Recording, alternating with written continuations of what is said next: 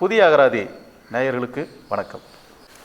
நாமக்கல், திருச்செங்கோடு, சங்ககிரி இந்த சுற்று வட்டாரங்களில் இன்னமும் ஆண்டான் அடிமை அப்படிங்கிற ஒரு பழக்கம் நடைமுறையில் இருக்குது. அந்த பகுதியில் பார்த்திங்கன்னா கொங்கு வேளாள கவுண்டர் சமூகம் பெரும்பான்மையாக இருக்கிறாங்க. அதே ஏரியாவில் அருந்ததியர், ஆதிதிராவிடர் போன்ற பட்டியல் சமூகத்தினரும் கணிசமாக இருக்காங்க. கொங்கு வேளாள கவுண்டர் சமூகத்தினுடைய நிலங்களில், விவசாய நிலங்களில் இன்னமும் பட்டியல் சமூகத்தினர் வேலை செய்திருக்காங்க, பண்ணை அடிமை முறைகளாக இருக்காங்க. இது ஒரு பக்கம். இன்னொரு பக்கம் என்ன நடக்குதுன்னா, அந்த கொங்கு வேளாள கவுண்டர் சமூகத்தினர் பெரும்பாலும் லாரி அதிபர்களாக இருக்காங்க. அவங்க இந்த தங்கிட்ட வேலை பார்க்குற பட்டியல் சமூகத்தினுடைய இடஒதுக்கீடு கோட்டாவோட பேரில் இந்தியன் ஆயில் கார்பரேஷன் போன்ற பொதுத்துறை நிறுவனங்களில் லாரி வாடகை ஒப்பந்த பணிகளை எடுக்கிறாங்க. அப்படி ஒப்பந்த பணிகளை எடுத்துகிட்டு அவருடைய வங்கி கணக்குகள்லேயே நீண்ட காலமாக பல கோடி ரூபாய் வரவு செலவு பண்ணுறாங்க. இது அவர்கள்ட்ட வேலை பார்க்குற அந்த பண்ணையால் வேலை பார்க்குற அந்த ஆதிதிராவிட சமூகத்துக்கு தெரியறதே இல்லை. ஒரு இடத்துல பார்த்திங்கன்னா பல லட்ச ரூபாய் இன்கம் டேக்ஸ் கட்ட வேண்டிய அவங்களுக்கு வருது. இந்த நிலையில் தான் அவங்களுக்கு தான் ஏமாற்றப்பட்டதே தெரிய வருது. அப்படிப்பட்ட ஒருவர் தான் அங்குள்ள பெரும்பான்மை சமூகத்திட்ட ஏமாந்து இன்றைக்கி அந்த குடும்பமே சிதிலமடைஞ்சு போயிருக்கு. 3 வருஷமாக தனக்கு நீதி வேண்டி காவல்துறை, அரசியல் பிரமுகிட்ட பல இடங்களில் அவர் முட்டி மோதிக்கிட்டு இருக்காரு. இது வரைக்கும் அவருக்கு நீதி கிடைக்கல. அப்படி பாதிக்கப்பட்ட ஒருவர் நம்முடைய அரங்கத்துக்கு இன்றைக்கி வந்திருக்காரு. அவரை நம்ம சந்திப்போம். வாங்க பார்க்கலாம். வணக்கம் முருகேசன் சார். வணக்கம் சார். என்ன உங்கள் வாழ்க்கையில் நடந்தது?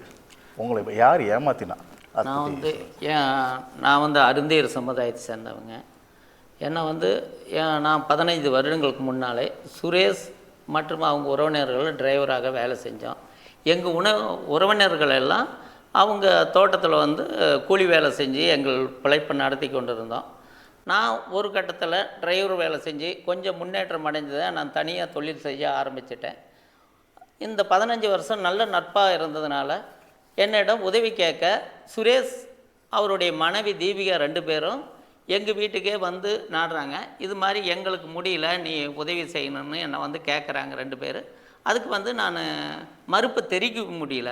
ஏன்னா அவங்க வீட்டில் ஒரு நம்ம பண்ணைக்காரச்சி கேட்குறாங்களே இங்கே, அதே ஒரு இதுக்காக தான் அவங்களெல்லாம் பேர் சொல்லக்கூடாது. என்னோடய வயசு கம்மி எல்லாத்தையும்.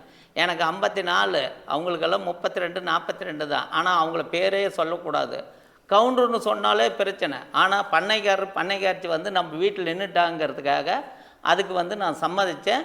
எனக்கு மாதம் சம்பளம் காசு கொடுக்குறோம், ஒரு வண்டி உனக்கு ஃப்ரீயாக தரோம், இப்படியெல்லாம் என்னை ஏமாற்றி ஆசை வார்த்தையெல்லாம் கூறி அந்த தீபிகாங்கிறவங்க ஆஃபீஸ்லே ஒரு குறைஞ்சபட்சம் எனக்கு ஒரு எத்தனை கையெழுத்து தெரியலைங்க, நான் அதிகமாக படிக்கலை, ஒரு குறைஞ்சபட்சம் 700-800 கையெழுத்து வாங்கினாங்க. அந்த 700-800 கையெழுத்து போடும்போது சுரேஷ் அவர்கள் அவங்க மனைவி விட்டுட்டு நீ கையெழுத்து வாங்கி வைன்னு ரூமில் விட்டு போயிட்டாங்க. நான் ஒரு 200 கையெழுத்து போட்ட உடனே முடியாதுன்னு சொன்னேன். அப்போ தீபிகா அவர்கள் எனக்கு ஜூஸ் போட்டு கொடுத்து கையை கொடுங்க அப்படின்னு கொடுத்தாங்க.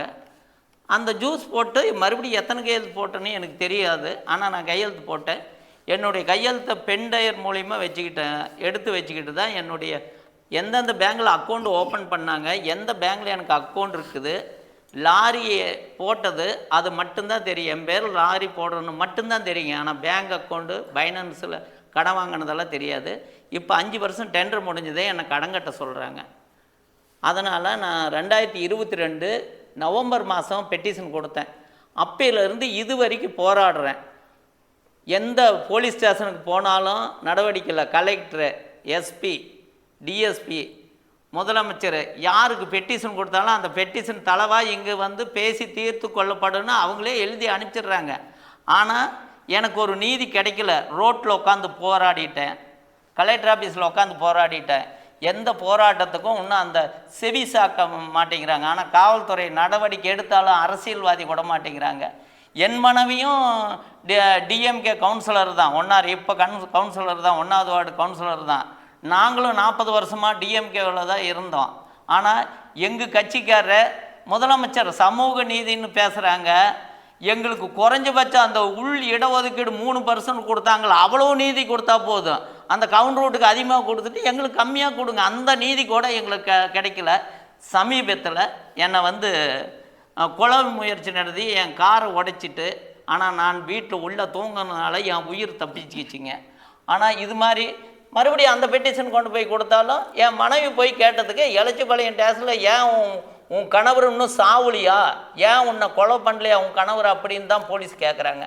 ஏன்னா எல்லார்த்தையும் அவங்களே வச்சுக்கிறாங்க. இதில் வந்து குறைஞ்சபட்சமாக என்ன விசாரிக்க சொல்கிறேன், அவங்கள விசாரிக்கலன்னா அதுதான் குறைஞ்சபட்ச நீதி. எனக்கு என்ன எந்த போலீஸு எந்த அதிகாரியாவது என்ன நடந்ததுன்னு என்னை 3 வருஷம் என்னையாவது விசாரிங்க. அவங்களுக்கு விசாரிக்கலனாலும் என்ன விசாரிச்சுருந்தா என் குறை என்னான்னு தெரிஞ்சுக்காங்க. நான் வெறும் பேப்பர்லேயே தான் எழுதி கொடுத்துக்கிட்டு இருக்கேன். அவர் இது மாதிரி என்னை பேங்கில் வந்து கோடிக்கணக்கில் ட்ரான்ஸ்ஃபர் ஆகி கடைசியாக தான் டெண்டர் முடிஞ்ச போய் என்னை கணக்கொண்ட சொல்கிறாங்க. அதனால்தான் நான் வந்து என்ன வழி தெரியலைங்க, என்னை எப்படினாலும் கொன்றுவாங்க. என் சாவுக்கு காரணம் எலச்சிபாளையம் போலீஸ் ஸ்டேஷனு தீபிகா, சுரேஷ் 3 பேர் தான். ஏன்னா எலச்சிபாளையம் போலீஸ் இப்போ கார் அடித்தது கூட யாரும் எதுவும் கேட்கலைங்க. அதெல்லாம் ஒன்றும் ஒரு ஃபோட்டோ எடுத்து கையெழுத்து போட்டு போயிட்டாங்க, அவ்வளோதான். விசாரணை எல்லாம் இல்லை. நான் தீபிகா தான் என் காரை உடைச்சதுன்னு சொல்லியிருக்கேன். ஆனால் அவங்க வந்து கவுண்டர் சமுதாயம், அவர் ரிக் அசோசியேஷன் தலைவர். இப்போ அந்த ரிஸ்க் அசோசியேஷன் தலைவர் பதவி இருக்குது. அதனால் எங்ககிட்டையும் பதவி இருக்குது, எங்ககிட்டையும் பணமும் இருக்குது. ஆனால் எங்ககிட்ட சாதி இல்லைங்க சார். அந்த சாதி இருந்தால் இந்நேரம் அரசாங்கமோ அதிகாரிகளோ விசாரிப்பாங்க. இந்த அருந்தியர் சாதிங்கிறது அவங்கக்கிட்ட அடிமை வேலை செஞ்சதுனால இந்த சாதி மட்டும் எங்ககிட்ட இல்லை, அவங்ககிட்ட பணம் பதவி எல்லாமே இருக்குது. அதனால் இந்த அருந்தியர் சமுதாய மக்கள் என்ன மாதிரி நிறைய பேர் பாதிக்கப்பட்டிருக்காங்க. அவன் நிறையா கொலையை செஞ்சுருக்கான். அந்த கொலைக்கு என்ன விசாரிங்கன்னு தான் என்னுடைய கோரிக்கை. என்னை ஏன் விசாரிக்க மாட்டேங்கிறீங்க? அவனை தான் பயந்துக்கிறீங்க. போலீஸ் கண்டா அவரை பயந்துக்கிறீங்க. ஆனால் என்ன விசாரிங்க, அவருடைய உண்மையெல்லாம் நான் சொல்கிறேன். ஏன்னா நான் என் உயிர் போகிறதுக்குள்ள நேர்கள் முன்னாடி நான் பேசுகிறேன். இந்த பதிவு வந்து என்னுடைய மரண வாக்கு மூலம்.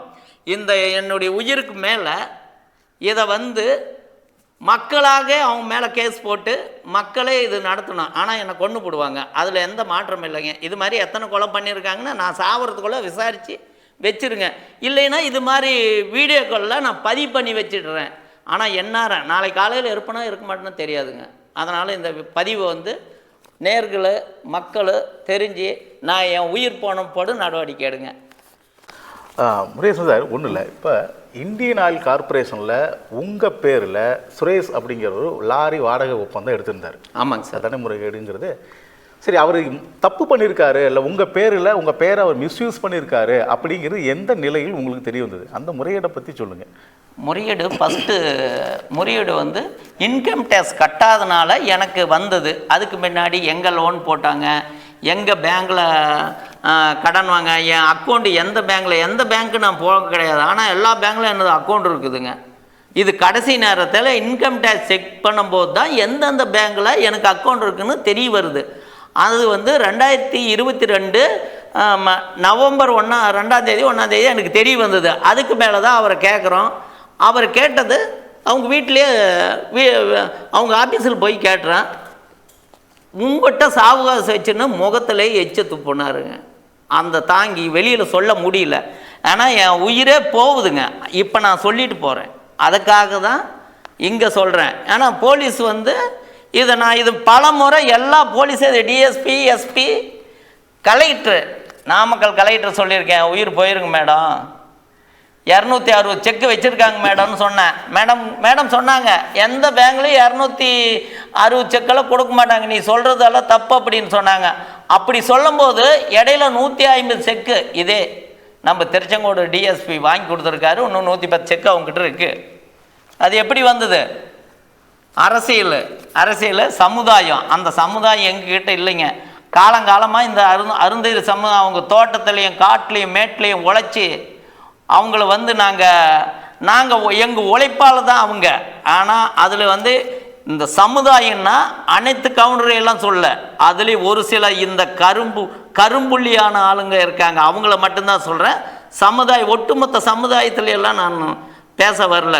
ஆனால் ஒரு சில பேர் இருக்காங்க, அதில் குறிப்பிட்ட எனக்கும் தீபிகாவுக்கு தான் இந்த பிரச்சனைங்க சார். உங்களுக்கு தீபிகாவுக்குமா உங்களுக்கும் சுரேஷுக்குமா யாருக்கு இந்த தொடர்பு இருக்கு இந்த முறைகேட்டில் சுரேஷ் தீபிகா 2 பேருக்கும் தொடர்பு. கணவன் மனைவி. முதல்ல நான் திரும்பவும் கேட்குறேன், என்ன லாரி வாடகை ஒப்பந்தம்னா என்ன, எந்த கம்பெனிக்கு எடுக்கப்பட்டது, அது என்ன, அதை பற்றி சொல்லுங்க. அது ஐசிசி டெண்டர்னா Arundhati IOC Indian oil corporation. அது வந்து இந்த பெட்ரோல் பங்கு இது வந்து அருந்ததி சமுதாயத்துக்கு எஸ்சி பட்டியலினத்துக்கு தான் கொடுப்போம்.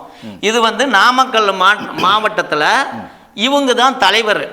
எதுக்குங்க அசோசியேஷன் தலைவராக இருக்காங்க இந்த மேடம் தீபிகா மேடம். கொள்ளைக்கார கூட்டத்துக்கு தலைவி இவங்க தான். இந்த டெண்டரெல்லாம் எடுத்து என்ன மாதிரி பல பேர் பாதிக்கப்பட்டிருக்காங்க. இந்த டெண்டரு அருந்ததி சமுதாயத்து மேலே எடுக்கிறது மற்றும் குறிப்பாக அருந்ததி சமுதாயம் தான் அதிகமாக பாதிக்கப்படுறாங்க. பட்டியலின சமுதாயம் லாரி வாடகை ஒப்பந்தம் எடுத்துறாங்க. லாரி எடுத்தாங்க உங்க மேலே? என் மேலே 3 லாரி, மொத்தம் 30 லாரி அன்னைக்கு எடுத்தாங்க. உங்க பேர்ல என் பேர்ல 3 லாரி. அதுல என்ன முறைகேடு நடந்தது? முறைகேடுனா என்ன முறைகேடுனா வரவு செலவு எல்லாம் பார்த்தது எங்களுக்கு தெரியாது. இல்லை சார், உங்களுக்கும் அவருக்கு என்ன மாதிரியான ஒப்பந்தம்? முதல்ல உங்க 2 பேருக்கும் என்ன மாதிரி? அவர் இந்தியன் ஆயில் கார்பரேஷன்ல உங்க கோட்டாவில் எடுத்திருக்காரு. என் கோட்டாவில் எனக்கு சரி. அந்த கேள்வி சரிங்க சார். உங்களுக்கு அவருக்கு என்ன மாதிரி டேர்ம்ஸ்? அப்போ போட்டுக்கிட்ட ஒப்பந்தம் என்ன? அப்போ போட்ட ஒப்பந்தம் எனக்கு வந்து வர்ற மானியத்தை எனக்கு கொடுத்துடணும். இவங்களுக்கு வந்து மாதம் இந்த எனக்கு வந்து 30,000 காசு கொடுத்துடணும். இதுதான் ஒப்பந்தம். அல்ல சம்பளம் மாதிரி கொடுத்துடணும். கையெழுத்து போடுறதுக்கு கூலி.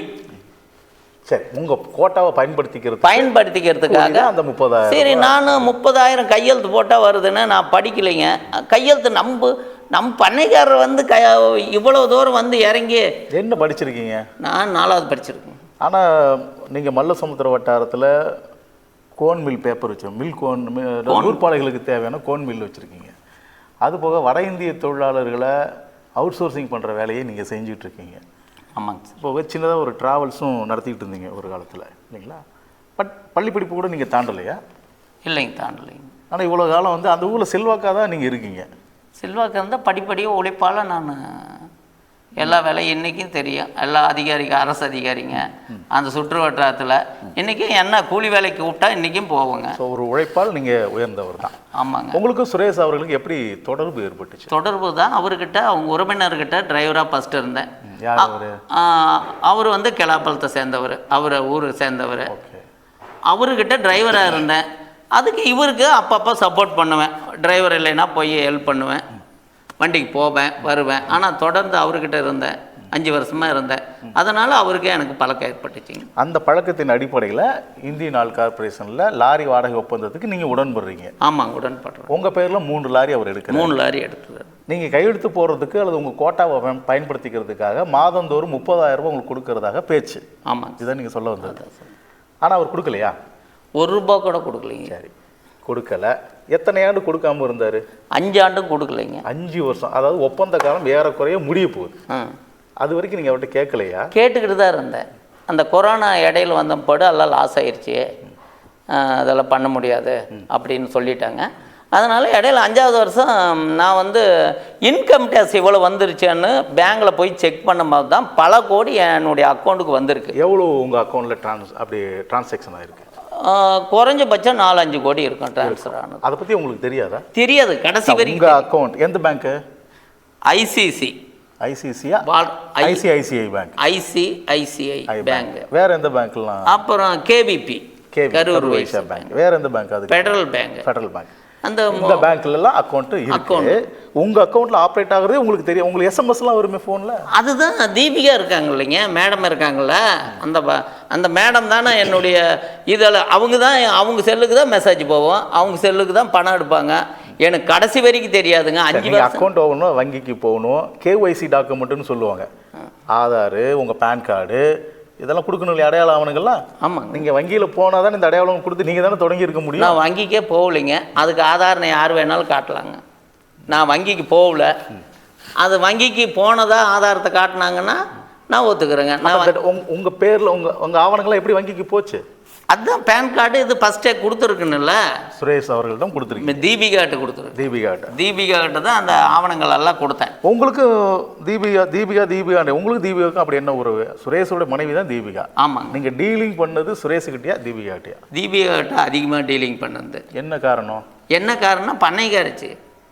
அவங்க வேலை பார்க்குறீங்க? வேலை பார்க்குறோம். அவங்க வந்து இறங்கி வரும்போது அவங்க கொஞ்சமாக பேசுனா அவங்க 2 வாரத்து பேசுனா இவங்க 10 வாரத்து பேசுவாங்க. அதனால் அவங்கள விட்டு எங்கள் வீட்டுக்கு வந்து எங்கள் வீட்டுக்கு ஆஃபீஸ் கூப்பிடுவாங்க, நான் போவேன். உங்கள் வீட்டுக்கெல்லாம் வந்திருக்காங்களா? வந்திருக்காங்க. அவங்க ஆஃபீஸ் இந்த கையெழுத்து போட்டது எந்த இடத்துல வச்சு போட்டீங்க? அவங்க வந்து அவங்க ஆஃபீஸில் பட்டரமேடு, திருச்செங்கோடு. அந்த ஜூஸ் குடிச்சதா முன்னாடி சொல்கிறீங்க? ஆமாங்க. ஜூஸில் வந்து மயக்க மருந்து இருந்ததா இல்லை வார்த்தைகளாலேயே அப்படி உங்களே? இல்லைங்க, வார்த்தைகளாலேயே மயக்க மருந்து இருந்ததா இல்லையா தெரியல. தெம்பு வந்துருச்சு, கையெழுத்து போட்டேங்க. அந்த ஒரு 200 கையெழுத்துக்கு மேலே முடியலன்னு சொன்னேன். அப்புறம் இன்னொரு நாளைக்கு வரத்துக்கு டைம் இல்லை, இன்றைக்கே போட்டுருங்க. அவரும் சுரேஷ் அவர்களும் அவரே மனச்சாச்சே நினச்சி அவங்க தீபிகா விட்டு முருகேசனுக்கு கையெழுத்து வாங்கிட்டு நீ வாங்கி வச்சிருந்தோம் கிளம்பிட்டாருங்க. அவர் மனைவி விட்டுட்டு அவர் வெளியே போயிட்டாரு. நாங்கள் 2 பேர் தான் அந்த அறையில் கையெழுத்து போட்டு இருக்கிறோம். வேற யாரும் இல்லை மிரட்டுறாங்க அந்த மாதிரிலாம்? மிரட்டலாம் இல்லைங்க, அன்பால் தான் பேசினாங்க. வேற நீங்கள் கையெழுத்து போட்டது செக் புக்கில் மட்டும் போட்டிங்களா இல்லை வேறு பாண்ட்? எல்லாம் செக்கு புக்கு அப்போ இல்லைங்க. அன்னைக்கு தான் ஒப்பந்தம் போட்டு வெள்ளை பேப்பரே தான் ஒரு 700-800 பேப்பர் கையெழுத்து நான் போட்டுக்கிட்டே இருக்கேன். அவங்க பேப்பரை எடுத்து வச்சுக்கிட்டே இருக்காங்க. கிலோ கணக்கில் போட்டிருக்கீங்க? ஆமாங்க, நிறையா கையெழுத்து போட்டிருக்கேன். சரி, ரைட். சரி, அப்போ உங்களுக்கு இன்கம் டேக்ஸ் கட்டணும்னு ஒரு நோட்டீஸ் வருது, அப்போ தான் உங்களுக்கு தெரிய வருது? ஆமாங்க, தெரியுது. அதுக்கப்புறம் நீங்கள் என்ன பண்ணீங்க? அதை பற்றி நான் கண்டுக்கல. அவங்க எப்படியே போயிட்டு போங்க. இந்த 5 இன்கம் டேக்ஸு உங்களுக்கு தான் சார் கட்ட சொல்லி வருது. ஏன்னா உங்கள் அக்கௌண்ட்டில் பல கோடி ரூபா டிரான்சாக்ஷன் இருக்குது. வித்தியாசமாக எத்தனை கோடி இருக்கும்? ஏதோ 4-5 கோடி இருக்கும். இதுக்கு இன்கம் டேக்ஸ் கட்டுங்க அப்படின்னு நோட்டீஸ் உங்களுக்கு தான் வருது. பண்ணாத பிஸ்னஸுக்கு எப்படி இன்கம் டேக்ஸ் கட்ட முடியும் அப்படின்னு நீங்கள் உங்களுக்கு ஒரு கேள்வி வருது. அதுக்கு பிறகு நடந்தது என்னன்னு கேட்குறேன். அதுக்கு பிறகு தான் ஊரில் வந்து அந்த ஊரில் 1 வருஷம் மறுபடியும் பஞ்சாயத்து பேசிக்கிட்டே இருக்கிறோம். அந்த பஞ்சாயத்துக்கு வந்து ஒரு இன்கம் டேக்ஸ் கட்ட முடியாதுன்ட்டாங்க. அவங்க சமுதாயத்தை கவுண்டர் சமுதாயத்துக்கிட்ட தான் சொல்லிட்டாரு, இன்கம் டேக்ஸ் கட்ட முடியாதுன்னு சொல்லிட்டாரு. அதனால் நான் வந்து முறைப்படி புகார் கொடுத்தேன். ஆனால் இந்த புகார் இது வரைக்கும் எங்கே கொடுத்தீங்க? எங்கெங்கே கொடுக்கணும்? முதலமைச்சரை விடுங்க, லோக்கலில் விசாரிக்கிற ஏஜென்சி முதலமைச்சர் எலச்சிபாளையம் போலீஸ் ஸ்டேஷனில் கொடுக்குறோம். அதுக்கப்புறம் என்ன நடந்தது? அதுக்கப்புறம் டிஎஸ்பி 3 டிஎஸ்பி விசாரிச்சுட்டாங்க. 3 டிஎஸ்பி அவ்வளோதான் வருவாங்க, அவ்வளோதான் போயிடுவாங்க. அவர் பார்த்தா பயந்துக்குவாங்க போலீஸ் எல்லாம். அவர் கண்ணில் பார்த்துட்டாங்கன்னா சரி போயிட்டு வாங்கண்ணா. இது எலச்சிபாளையம் இன்ஸ்பெக்டரு அவர் கண்ணில் பார்த்து எந்திரிச்சு போட அப்படின்ட்டாரு. எந்திரிச்சு போடான்னு கேட்டார். சுரேஷ் பார்த்த உடனே எந்திரிச்சு வெளியே போட அப்படின்ட்டாரு. அந்த வெளியே போடா சொன்னது குலசேகர இன்ஸ்பெக்டர். அது உண்மையா இல்லைன்னா அங்கெல்லாம் வீடியோவே எடுத்தாங்க. சிஐடி போலீஸுங்க, அவங்க போலீஸுங்க வெளியே போக சொன்னார்.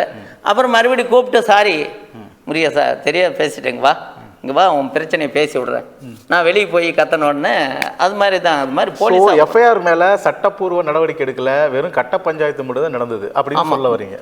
100% கட்ட பஞ்சாயத்து கட்ட பஞ்சாயத்து தான் நடக்குதுங்க. இன்னுமே அதுதான் நடந்துகிட்டு இருக்கு. சட்டப்படி நடவடிக்கை எனக்கு தேவை. சரி, இன்னொரு செய்தி கூட நாங்கள் கேள்விப்பட்டோம். அங்கே வந்து சுரேஷ் அவர்களுக்கு எதிராக நீங்கள் ஆர்ப்பாட்டம்லாம் பண்ணதாகவும் சொல்கிறாங்க. ஆமாம், அப்படியே நடந்ததா? ஆர்ப்பாட்டம், போராட்டம், தர்ணா எல்லாம் ஒவ்வொரு உள்ள collector office, Elachipalayam bus stand 2000 பேர் வச்சு இப்போ ஆர்ப்பாட்டம் பண்ணால் அந்த ஆர்ப்பாட்டத்தில் சுரேஷே கலந்துக்கிறோம்.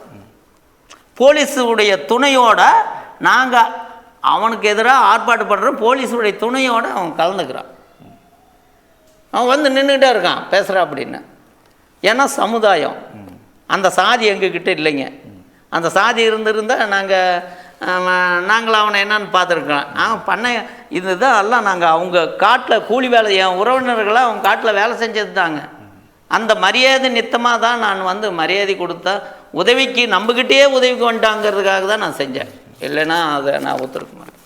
சரி, இப்போ அந்த லாரி 3 லாரி உங்கள் பேரில் வாங்கினார். உங்கள் பேரில் ஏதாவது கடன் அவர் பண்ணி வச்சுருக்காரு? அந்த லாரிக்கான டியூலாம் யார் கட்டினா? அதை பற்றி என்ன நடந்தது? அதை பற்றி லாரிக்கான டியூவெல்லாம் சுரேஷ் தீபிகா தான் கட்டினாங்க. நானெல்லாம் டியூ கட்டல. இப்போ பெண்டிங் டியூ நான் வந்து இந்த 2023 வந்து ரீடெண்டர் போடுறதுக்கு அழைக்கிறாங்க. நான் ரீடெண்டருக்கு வர மறுக்கிறேன்.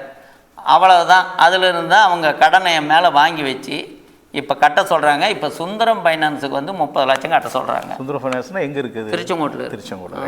அந்த கடன் நீங்கள் போய் நேரில் வாங்கினதா இல்லை அதுவும் உங்களுக்கு தெரியாமலே வாங்கப்பட்ட கடனா? சுந்தரம் ஃபைனான்ஸ்னா என்னன்னே தெரியாதுங்க.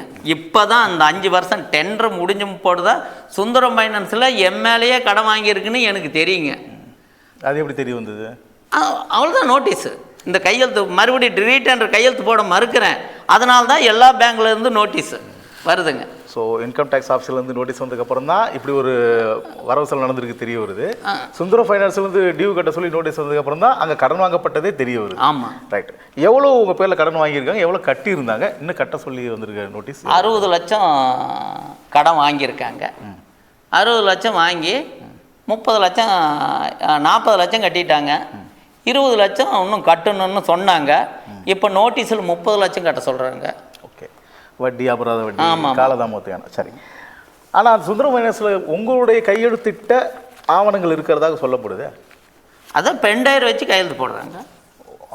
ஸ்கேன் பண்ணிக்கிட்டாங்க. ஸ்கேன் பண்ணி அந்த பென்டைர் வந்து அதுக்கு வந்து எங்களுக்குள்ள பேசி அந்த டிஎஸ்பி சார் முன்னிலையில் பென்டைரை சுரேஷ், தீபிகா 2 பேரும் கொடுத்தாங்க. அந்த பென்டைரும் கொடுத்தாங்க. இந்த ஒப்பந்தமும் சுரேஷ், தீபிகா எனக்கு கொடுத்தாங்க. இது வந்து ஒரு சாட்சியாக வச்சுக்கணும். அதனால் இது ஒரு மக்களுக்கு இது நேயர்களுக்கு இந்த பாண்ட் ஷீட்டா? அந்த பாண்ட் ஷீட்டுங்க. இதை படித்து சொல்லிட்டீங்கன்னா மக்களுக்கு நல்லா புரிஞ்சிருங்க. என்ன படி? இது படிச்சு சொல்லி சுப்பிரமணி, வயது 42, ஒன்பார் 47, கிளாப்பாளையம், திருச்செங்கோடு. மேற்படி முறையில் வசித்து வரும் முருகேசன் சன் ஆஃப் முத்துசாமி, வயது 54, அருந்ததிர் காலனி, அவினாசிப்படியில் வசித்து வரும் உங்களுக்கு நான் அளிக்கும் உறுதிமொழி பத்திரம் அப்படின்னு போட்டிருக்காரு. சுரேஷ் பேரில் தான் இந்த பத்திரம் வாங்கப்பட்டிருக்கு. இந்த 3 பேங்க் வந்து ICICI bank, KVB bank, federal bank ஆகிய இந்த 3 வங்கியில் பயன்படுத்தாத உங்களிடம் உள்ள செக்குகள் போக மீதி செக்குகள் அனைத்துக்கும் முழு பொறுப்பு நான் ஏற்றுக்கொள்கிறேன். மேலும் இந்த வங்கியில் தற்போது உள்ள கடன்களுக்கும் நானே முழு பொறுப்பு. இந்த 3 வங்கிகளில் உள்ள செக்குகள் மீது எந்தவித புதிய வழக்குகள் வந்தால் நானே முழு பொறுப்பு ஆவேன். இந்த 3 வங்கிகளின் பயன்படுத்தாத செக்குகள் என்னிடம் எதுவும் இல்லை. மேலும் 3 வங்கிகளின் கடன்களுக்கும் நானே சகலவிதமான பொறுப்பு ஏற்றுக்கொள்கிறேன். இந்த 3 வங்கிகளின் செக்குகளை நான் முருகேசன் மீது எந்த விதமான வழக்குகள் கொடுக்க மாட்டேன்னு உறுதியளிக்கிறேன். இப்படிக்குன்னு போட்டு ஒரு சுரேஷோட கையெழுத்துங்களா அது? ஆமாங்க சார். போட்டிருக்காரு. ஒரு நோட்டரி அட்வொகேட் கையெழுத்து போட்டு கொடுத்துருக்காரு. நேயர்களே நீங்கள் பார்க்கலாம். சரி, உங்களுக்கு அந்த டிஎஸ்பி சார் வாங்கி கொடுத்தாருங்க. யார் அந்த சார்? யார் அந்த சார்னா ஞானசேகரன் சார் இல்லை, டிஎஸ்பி சார். இல்லை, யார் அந்த சாருன்னா திருச்செங்கோடு இமயவரம் சார் தான். இமயவரம்பன். ஓகே. அவர் தான் வாங்கி கொடுத்தாரு. அவர் தாங்க இந்த கேஸுக்கு உயிர் கொடுத்ததும் அவர் தான். சரி. ஆனால் அவர் தான் ஒன்றுமே நடவடிக்கை எடுக்கலன்னு இப்போ நடவடிக்கை அது வரைக்கும் இந்த உயிர் செக்கு வாங்கி கொடுத்துருக்காரு. 150 செக்கு வாங்கி கொடுத்து வெறும் கையெழுத்து மட்டும் போடப்பட்ட 150 செக்குகள், கையெழுத்து போடாத செக்குகள் 150 செக்கு பெற்று கொடுத்தாங்க. இந்த கேஸுக்கு அவர் தான் உயிர் கொடுத்தவர். உயிர் கொடுத்தவர் அவருக்கு என்னாச்சுன்னு தெரியலிங்க.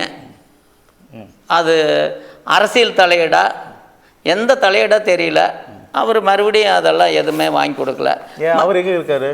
அவர் அங்கே திருச்செங்கோட்டில் தான் இருக்காங்க. திருச்செங்கோட்டில் எங்கே இருக்காரு? அங்கே அப்பார்ட்மெண்ட்டில் குடியிருக்காரு. எந்த அப்பார்ட்மெண்ட்டில்? அங்கே வால்ரகேட்டுக்கு பக்கத்தில் அந்த மலை சுற்றி அடி. இல்லை சார், நீங்கள் சொல்கிற ஆட்களுக்கும் அவருக்கும் தொடர்பு இருக்கா? தொடர்பு இருக்குங்க சார். வீடு பக்கத்து வீடு. ஒரே வால்ரகேட்டுன்னா நேயர்களுக்கு தெரியாது இல்லையா? ஆமாங்க சார். ஒரே காம்ப்ளெக்ஸில் பக்கத்து சுரேஷ் அவர்கள் குடும்பம் வசிக்கிற அதே இடத்துல டிஎஸ்பி இமயவரம்பன் இருக்கிறார். ஆமாங்க சார். பக்கத்து வீடுகளில் இருக்காங்க. அது மட்டும்தான் தெரியும். அதனாலேயே இப்போ உங்களோட கேஸை அவர் கண்டுக்கிறது இல்லைன்னு சொல்கிறீங்க. அப்போ அது மாதிரி எனக்கு மன இதில் இருக்கிறேன். அவ்வளோதாங்க. சரி. வேறு என்ன இப்போ கலெக்டர் முறையிட்டீங்க? வேறு என்ன தான் இந்த கேஸில் இப்போ 150 செக்கு வெறும் செக்கு வாங்கி கொடுத்துருக்காரு. இன்னும் உங்ககிட்ட அவர்கிட்ட வர வேண்டியது எவ்வளோ இருக்குது சுரேஷ் தரப்புலேருந்து? இன்னும் 110 செக்கு. அது கையெழுத்து போடப்பட்டதா போடாததா? அதுதான் தெரியலிங்க. அதுவும் தெரியாது. அதுதான் இந்த பென்டைர் வச்சுட்டு கையெழுத்து போடுறாங்க இல்லைங்க. எத்தனை செக் கையெழுத்து போட்டிருக்கேன், எத்தனை செக்கு அந்த பென்டைரும் டிஎஸ்பி சார் தான் வாங்கி கொடுத்தாரு. ஆனால் இந்த வாக்குமூலத்தின் மூலமாக உங்களுக்கும் சுரேஷுக்கும் ஒப்பந்தம் இருக்கிறது, இதுக்கெல்லாம் அவர் ஒத்துக்கிறாரு. செக்குகள் இத்தனை கொடுத்துருக்கேங்கிறத ஒத்துக்கிறாரு அவர், சுரேஷ் ஒத்துக்கிறார். ரைட்டுங்களா? இன்றைய தேதி வரைக்கும் பஞ்சாயத்து நடத்துறதுல என்ன முடிவு எடுக்கப்பட்டிருக்கு? ரீடெண்டர் கையெழுத்து போட்டால் இன்றைக்கி அப்படியே தீபியை வந்து ஜூஸ் கொடுத்துருக்கும். இன்னொரு ஜூஸ் குடிச்சா ரீடெண்டர் கையெழுத்து போட்டோன்னா இன்னொரு ஜூஸ் கொடுப்பாங்க. சரி, இன்னொரு நாமினின்ற விவகாரத்தில் தீபிகா பேர் போடப்பட்டதாக நீங்கள் போலீஸ் ஸ்டேஷனில் சொல்லியிருந்தீங்க. ஆமாங்க, அந்த 20 ரூபா பத்திரம், 50 ரூபா பத்திரம், 5 பத்திரத்தில் கையெழுத்து போட்டேன். அதில் எழுதிக்கிறாங்க நாமிகான்னு. ஏய் கையெழுத்து போடு, இல்லையே பொண்டாட்டிக்கிட்டு காட்டுவேன். இல்லை, நாமினின்ற இடத்துல தீபிகா பேர் போடப்பட்டது அந்த பத்திரம். ஏன்னா என் பேரில் அந்த பத்திரம் வாங்கப்பட்டது 2018 என் பேரில் வாங்கப்பட்டது. எம்டி பத்திரத்தில் கையெழுத்து போட்டிருக்கேன். அந்த பத்திரத்தை வச்சுக்கிட்டு தான் அதை காட்டுறாங்க. இது ஒரிஜினல் ஜெராக்ஸ் என்கிட்ட இல்லைங்க. எனக்கு அந்த பத்திரம் எத்தனாம் தேதி வாங்கினா எல்லாம் எவிடன்ஸ் எடுத்தேன். இது விசாரித்தா தானே தெரியுங்க. யாரும் விசாரிக்க மாட்டேங்கிறாங்க. எப்படி தெரியும்? என்னையாவது விசாரிக்கணும். நீங்களாவது இப்படி விசாரிக்கிறீங்க. இது மாதிரி ஒரு நாளைக்கு என் உயிர் போகிறதுக்குள்ளே ஏதாச்சும் ஒரு போலீஸாக ஒரு அதிகாரி இது மாதிரி ஒரு தர விசாரிங்க. இதுதான் என்னுடைய கடைசி ஆசை. ஒரு தர விசாரிச்சிருங்க. அப்பயாவது இந்த சும்மா இந்த பொய் சொல்லிட்டு இந்த அரசியல் ஓட்டுக்காக எங்கள் முதலமைச்சரே இப்படி அவங்களுடைய தலையிடல் தாங்க இதெல்லாம் நடக்குது. அவ்வளோதான், அதை எடுக்காத, அவன் கவுண்டர் ஓட்டு போயிடும் அப்படிங்கிறதுக்காக தான் இது பண்ணிகிட்டு இருக்காங்க அவங்க. அரசியல் தலையீடு. ஐயா, நான் இன்னொன்று, நீங்கள் அப்பாவியா இல்லை அப்பாவி போல பேசுன்னு எனக்கு தெரியல.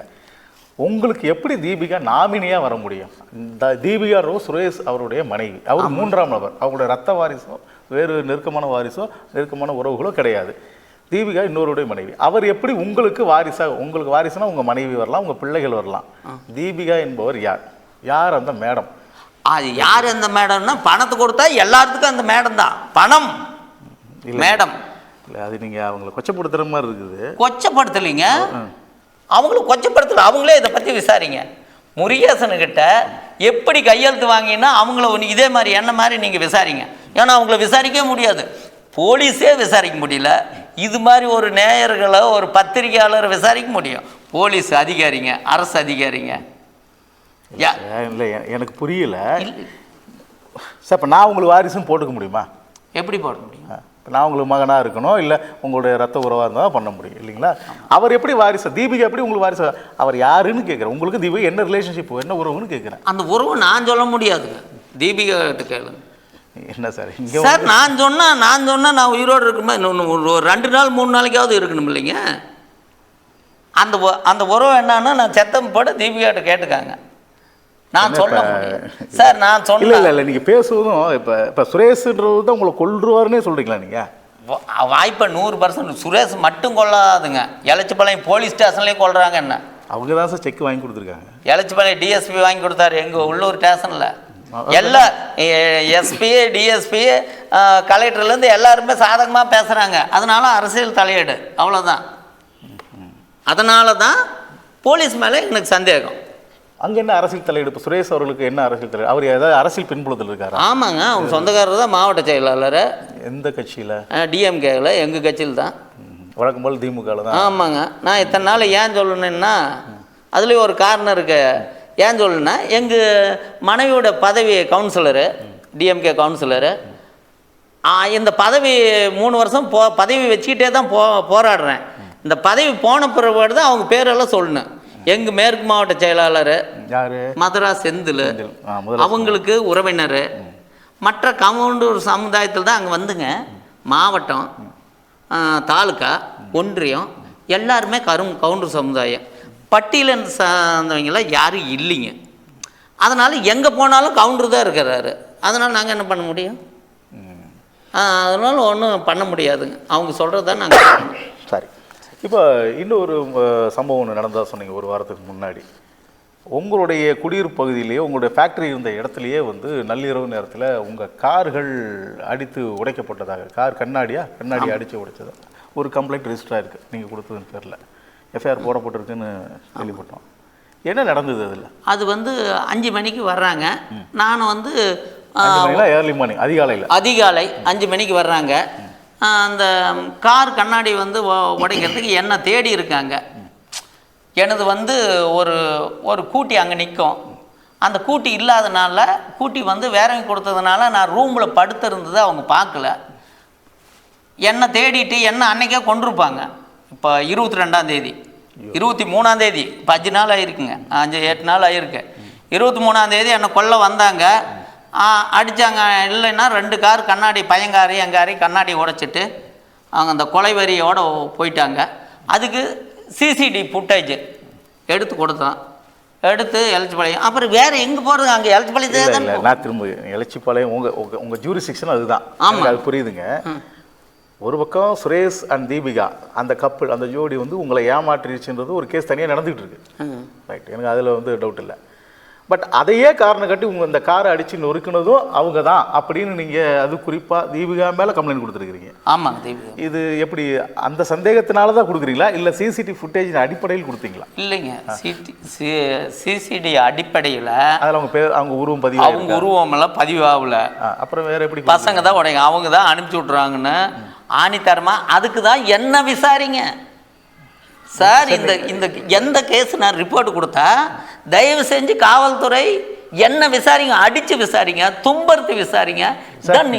எஃப்ஐஆர் போட்டாச்சு இல்லை சார்? போட்டாச்சுங்க. என்ன எப்போ விசாரிக்கிறது? இதே 3 வருஷம் தான். இப்போ 3 வருஷம் விசாரிக்கிறது. தயவு செஞ்சு என்ன விசாரிங்க, அவங்கள விசாரிக்காதீங்க. அதான் கவுண்டர் சமுதாயம். நான் அருந்திரியாவது விசாரிக்கிறது கூட நான் கெஞ்சி கேட்டுக்கிறேன். என்ன விசாரிங்க, ஏன் விசாரிக்க மாட்டேங்கிறீங்க? அதுதான் அரசியல் தலையீடு. அங்கேருந்து ஒரு ஃபோனு போட இந்த கவுண்டருக்கு தான் சப்போர்ட் பேசணும் அப்படின்னு ஃபோன் வருது. அப்புறம் ஆஃப் ஆயிடுது. அப்புறம் தீபிகா போகுது, ஜூஸ் கொடுக்குது. எனக்கு கொடுத்த மாதிரி எத்தனை பேருக்கு ஜூஸ் கொடுத்து நிறுத்தி வச்சிருக்குது யாருக்கு தெரியும்? எனக்கு தெரியும். திரும்ப திரும்ப நீங்கள் ஒரு பெண் மீது ஒரு பொதுவெளியில் உட்காந்துக்கிட்டு நீங்கள் அப்படி பேசுவது, நான் உயிரை போகிறேன் சாவறதுக்குள்ளே சொல்லிட்டு போகிறேங்க. என் உயிர் போகுதுங்க சார். சாவறதுக்குள்ள உண்மையை சொல்கிறதுக்கு எங்கேயாவது வழி விடுங்க சார். என்ன நான் தடுக்கலை சார். அடிப்படை முகாந்திரம் இல்லாமல் ஒரு கேரக்டர் அசாசினேட் பண்ணுறோம் சார். அடிப்படை விசாரிக்கணுங்கிறீங்க உங்களுக்கு? இல்லைங்க சார், இல்லைங்க சார். அடிப்படை முகாந்திரம் இல்லை. என் அக்கௌண்ட்டை நீங்கள் எதுக்கு ட்ரான்ஸ்ஃபர் பண்ணுறீங்க? முகாந்திரம் இருக்கா இல்லையா சார்? நீங்கள் படித்தவங்க. சரி, முகாந்திரம் இல்லாத நான் பேசலை.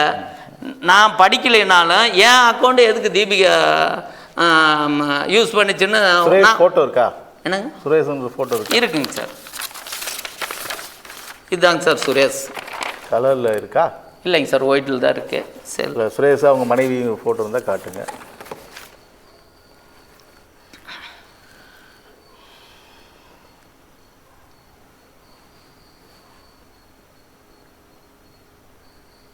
ஸோ காவல்துறை வந்து எல்லா இடத்துலையுமே அதிகார மையத்துக்கு மட்டும்தான் ரொம்ப ஃபேவர் பண்ணுறாங்க, அல்லது உடனடியாக ஆக்ஷனில் இறங்குறாங்க. எல்லா விஷயத்துக்கும் முதலமைச்சரே வந்து குரல் கொடுக்கணுமா என்ன? சிஎம் செல் பெட்டிஷன் வரைக்கும் போனால் தான் செயல்படுவேன் அப்படிங்கிறதுக்கு பேர் காவல்துறை இல்லை. உள்ளூரில் ஒரு பிரச்சனை அப்படின்னா அதை உடனடியாக அதுக்கு ரியாக்ட் பண்ண வேண்டிய பொறுப்பு காவல்துறைக்கு இருக்குது. இன்றைக்கி ஒரு மனிதர் இங்கே வந்து தனக்கு உயிர் அபாயத்தில் இருக்கேன் அப்படின்னு புலம்புற அளவுக்கு இன்றைக்கி ஒரு சம்பவம் நடந்து அடுத்தடுத்து அவருக்கு துயர சம்பவம் நடந்திருக்கு. இன்றைக்கி இந்த பொதுவெளியில் இந்த பிளாட்ஃபார்ம் வந்து பேசி புலம்புற அளவுக்கு இன்றைக்கி அவர் நிலைமை கொண்டு போயிருக்கு. மன ரீதியாகவும் அவர் உளவியல் ரீதியாகவும் பாதிக்கப்படுறாரு. இது காவல்துறை தான் பொறுப்பு இருக்கணும். எங்கள் ஃபோட்டோ கிடையாது சார். இவர் தாங்க சார் சுரேஷ். நேயர்களுக்கு தெரிகிறதா சுரேஷ்? இதுதாங்க சார் நாமக்கல் மாவட்ட கொள்ளைக்காரி தீபிகா. இதை வந்து நான் வந்து ஆதாரபூர்வமாக நிரூபிக்க தயார்.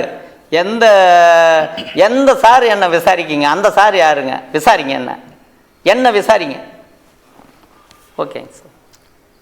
சரிங்க சார், நீங்கள் வேறு எதாவது சொல்ல விரும்புனா சொல்லலாம். அவ்வளோதான் சார். என்ன விசாரிக்க சொல்கிறேன், அவ்வளோதான். என்ன விசாரிக்க சொல்கிறேன். அவங்கள தான் விசாரிக்கல, அவங்க விசாரிக்க மாட்டாங்க. 2 சம்பவங்கள் அடுத்தடுத்து நடந்திருக்கு. உங்கள் பேரில் லாரி வாடகை ஒப்பந்தம் எடுக்கப்பட்டு அதில் பல கோடி ரூபாய் அவர் லாபம் அடைஞ்சிருக்கிறாரு. அதற்கான பங்கு அல்லது சம்பளம், பேசப்பட்டபடியான சம்பளமும் உங்களுக்கு தரப்படலை. ஆமாங்க சார். ரைட். 5 வருஷமாக நீங்கள் கேட்காமே இருந்திருக்கிறீங்களே, அது இடத்துல சார் பண்ணைக்காரர் அவர் முதலாளி அப்படிங்கிறனால முதலாளின்னு இல்லைங்க. எந்த காட்டில் இன்றைக்கும் நாமக்கல் மாவட்டத்தில் அருந்தர் சமுதாயத்தை இந்த கூலி வேலை விவசாய வேலை செஞ்சு அவங்களுக்கு உழைச்சி கொடுத்துக்கிட்டு இருக்காங்க. அதில் ஒரு சில பேர் வந்து நல்லவங்க இருக்காங்க. மொத்த சமுதாயத்தையெல்லாம் நான் சொல்ல வரல. இது வந்து நீங்கள் ஒரு கேஸ் போடுவாங்க. ஜாதி கலவரத்தை தூண்டலைங்க சார். நேர்களே கேட்டுக்காங்க. ஒருத்தர் மட்டும்தான் நான் பாதிக்கிறேன். ஒரு சில பேர் இருக்காங்க. எல்லா கவுண்டரையெல்லாம் நான் சொல்ல. இது மாதிரி உழைக்கும் வர்க்கம் உழைச்சி பாலாக போட்டு அந்த ஆதிக்க சாதிக்கு இதை வந்து இந்த அருந்தீர் சமுதாயம் தான் காட்டில் வேலை செய்யுது. யார் எங்கே வேணும் பாருங்கள். இந்த தாழ்த்தப்பட்டவங்க மற்றும் 2 தான் வேறு சாதியில் இருப்பாங்க. எங்கள் உழைப்பை உறிஞ்சிட்டு யார் நாங்கள் முன்னுக்கு வர்றோமோ அவங்கள பார்த்து பிடிச்சிடுவாங்க, அவங்கள அப்படியே பின்னாடி அழுத்துவாங்க. அதுதான் அவங்களுடைய தொழில். அதுதான், அதனால்தான் இந்த தீபிகா வந்து கொள்ளைக்காரி, நாமக்கல் மாவட்ட கொள்ளைக்காரின்னு சொல்கிறேன். சுரேஷ் நிறைய லாரிகள் வச்சுருக்கா, அவர் சமூகத்தில் ஒரு பெரிய பொறுப்புலையும் இருக்கிறாரு. நீங்கள் அவர் மீது அந்த குற்றச்சாட்டை வைக்கிறீங்க. சரி, ஒரு பக்கம் லாரி வாடகை ஒப்பந்தம் எடுத்து அவர் உங்களை ஏமாற்றி விட்டார். கிட்டத்தட்ட ஒரு 500க்கும் மேற்பட்ட காசோலைகள், வெற்று தாள்கள், பாண்டு சீட்டுகள் வந்து கணவன் மனைவி இருவரும் உங்களை ஏமாற்றி கையெழுத்து பெற்றுக்கொண்டதாக சொல்லப்படுது. அதில் கிட்டத்தட்ட வெற்று காசோலைகள் மட்டும் ஒரு 150 எண்ணிக்கையிலான காசோலைகள் DSP Imayavaramban, Elachipalayam limit, Tiruchengode limit, அவர் மூலமாக உங்களுக்கு பெற்றுத்தரப்பட்டதாகவும் சொல்கிறீங்க. ஆனால் அவரே அதுக்கு பிறகு எந்த விதமான நடவடிக்கையும் எடுக்காமல் கிணத்துல போட்டுக்கெல்லாம் இந்த வழக்கை டீலில் விட்டுட்டாரு அப்படின்னு சொல்லி முடிக்கிறீங்க. இதுக்கு இடையில தான் 23ஆம் தேதி நீங்கள் இரவு அயர்ந்து தூங்கிட்டு இருக்கும்போது அதிகாலை நேரத்தில் மர்ம நபர்கள் வந்து உங்களுடைய 2 கார்களை கண்ணாடியை, முன்பக்க கண்ணாடியை அடித்து உடைச்சிட்டு போயிருக்காங்க. இது சம்பந்தமாக கம்ப்ளைண்ட் கொடுத்துருக்குறீங்க. இந்த கம்ப்ளைண்ட் பேர்லையும் ஒரு வாரம் ஆகியும் இது வரைக்கும் என்னன்று ஒரு பெயரளவு கூட உங்ககிட்டையும் இன்னும் விசாரணையை தூங்கவே இல்லை அப்படிங்கிறது உங்களுடைய அடுத்த. ஆமாங்க, வந்து ஃபோட்டோவை எடுத்துக்கிட்டாங்க, சிசிடிவி ஃபுட்டேஜ் வாங்கிட்டாங்க, அவ்வளோதான். சரி, விசாரிக்கிறோம். அடுத்து பார்த்தீங்கன்னா அப்படின்னா, இந்த ஒருவேளை அன்னைக்கு நீங்கள் வெளியில் படுத்திருந்தீங்க அப்படின்னா அன்னைக்கு உடைக்கப்பட்டது அந்த கார் கண்ணாடியாக இருக்காது, அங்கே உங்களுடைய மண்டையாக தான் இருக்கும் அப்படிங்கிறது. இல்லைங்க, அதுக்கு விளக்கம் வந்து உடைக்கப்பட மாட்டேன். அன்னைக்கு வெளியில் படுத்திருந்தா இந்த சேலம் நேயர்கள் சொல்கிறதுக்கு வாய்ப்பு இருந்திருக்கு, எல்லாரும் எரிச்சிருப்பாங்க, அவ்வளோதான். இந்த நேயர்களுக்கு வந்து நான் பேசுகிறதுக்கு வாய்ப்பு கொடுத்தாங்க. இங்கே வந்து உட்காந்து பேசணுங்கிறதுக்காக தான் என்னை விட்டுட்டாங்க, இல்லைன்னா அன்றைக்கி கொண்டிருப்பாங்க. வெளியே படுத்தினதா இது மாதிரி நான் பேசணுன்னு எனக்கு வாய்ப்பு இருக்குது, அதனால தான் நான் பேசுகிறேன். சரி நேயர்களே, நம்ம வந்து தொடர்ந்து ஒவ்வொரு முறையும் ஜிடிபி கூட்டங்கள், ஒவ்வொரு திங்கட்கிழமையும் கலெக்டர் அலுவலகத்தில் நடக்கிற குறைதீர்ப்பு கூட்டங்களை நாங்கள் பார்க்குறோம். ஒரு செய்தியாளர் நாங்கள் தொடர்ந்து பார்த்துட்டு இருக்கோம். என்ன அப்படின்னா, நாங்கள் போலீஸ் ஸ்டேஷனில் கம்ப்ளைண்ட் கொடுத்தோம், அவங்க நடவடிக்கை எடுக்கலை அப்படின்னு சொல்லிட்டு இங்கே வந்து மண்ணெண்ணெய் ஊற்றிக்கிறது, பெட்ரோல் ஊற்றிக்கிறது, கொளுத்திக்கிறதுக்கான முயற்சிகளில் ஈடுபடுவாங்க. விசாரித்தா அவருடைய பின்னணி இப்படி தான் இருக்கும். போலீஸ் ஸ்டேஷனில் கொடுத்தோம், டிஎஸ்பிகிட்ட கொடுத்தோம், சிஎம்சிலுக்கு போட்டோம், யாருமே நடவடிக்கை எடுக்கலை அப்படிம்பாங்க. கடைசியில் பார்த்தா அது எங்கேயோ ஒரு கொலையில் முடிஞ்சிருக்கும், அல்லது பெரிய ஒரு குடும்பமே தற்கொலை பண்ணிக்கிட்டு இருக்க அளவு துயர சம்பவத்தில் முடிஞ்சிருக்கும். ஒரு சம்பவம் நடந்து அதுக்கு பின்னிட்டு நடவடிக்கை எடுக்கிறத விட வருமுன் காப்பது அல்லது குற்றங்கள் நடக்கும் முன் தடுப்பது தான் காவல்துறையுடைய தலையாய கடமையாக இருக்கணும்னு நான் நினைக்கிறேன். இங்கேயும் முருகேசன் போன்ற ஒரு பட்டியல் சமூகத்தினர் அல்லது ஒடுக்கப்பட்ட சமுதாயத்தை நீதி வேண்டி தொடர்ந்து போராடிக்கிட்டு இருக்கிறார். அவர் ஏமாற்றப்பட்டதிலிருந்து நீதி வேணும்னு போராடுறாரு. இன்னொன்று, அவர் மீது அவருடைய கார் மீது தாக்குதல் நடத்தப்பட்டிருக்கு. ஒருவேளை அன்றைக்கி அவர் வெளியில் இருந்திருந்தார்னா அது அவர் கொலை செய்யக்கூட பட்டிருக்கலாம் அப்படிங்கிறது தான் அவருக்கான உள்ளூர ஒரு பயம் இருக்குது. அவர் மட்டுமல்ல, அவருடைய மனைவி திமுகவில் சேர்ந்த தமிழ்ச்செல்வி அவர்கள் மல்லசமுத்திரம் ஒன்றிய கவுன்சிலராகவும் இருந்திருக்கிறாருங்க. அவர்கள் உள்பட அவங்க குடும்பமே இன்றைக்கி மரண பயத்தில் இருக்குது. ஒரு குடும்பமே சிதறுண்டு போயிருக்கு, உளவியல் ரீதியாக சிக்கலுக்குள்ளாக்கியிருக்கு. அந்த குடும்பமே இறந்த பிறகு தான் இந்த காவல்துறை விழித்து கொண்டு நடவடிக்கை எடுக்குமா? உங்கள் சார்பில் இந்த கேள்வியை முன் வச்சு இந்த நிகழ்ச்சியை நான் நிறைவு செய்கிறேன். நன்றி, வணக்கம். நன்றி, வணக்கம்.